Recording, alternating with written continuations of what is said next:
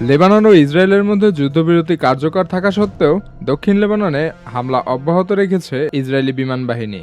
গত ২৪ ঘন্টায় ইসরায়েলি হামলায় একজন উদ্ধারকর্মী সহ অন্তত ২০ জন নিহত হয়েছেন। লেবাননের স্বাস্থ্য মন্ত্রণালয়ের তথ্য অনুযায়ী ২ মার্চ সংঘাত শুরুর পর থেকে এ পর্যন্ত নিহতের সংখ্যা দাঁড়িয়েছে ২৭৫৯ জনে। শুক্রবার লেবাননের তোরা শহরে বিমান হামলায় ২ নারীসহ ৪ জন নিহত ও ৮ জন আহত হয়েছেন।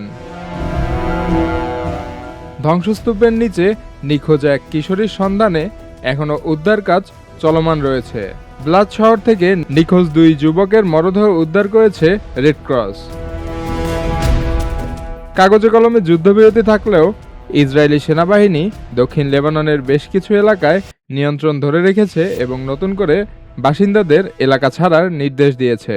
অন্যদিকে হিজবুল্লাহ দাবি করছে যে তারা যুদ্ধবিরতি লঙ্ঘনের জবাবে ইসরায়েলি সামরিক ঘাঁটিতে ক্ষেপণাস্ত্র ও ড্রোন হামলা চালিয়েছে। এসব হামলায় অন্তত ৩ জন ইসরায়েলি সেনা আহত হয়েছে।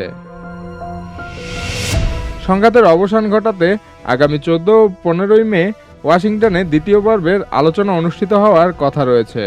যুক্তরাষ্ট্র এই আলোচনায় মধ্যস্থতা করবে বলে জানা গেছে।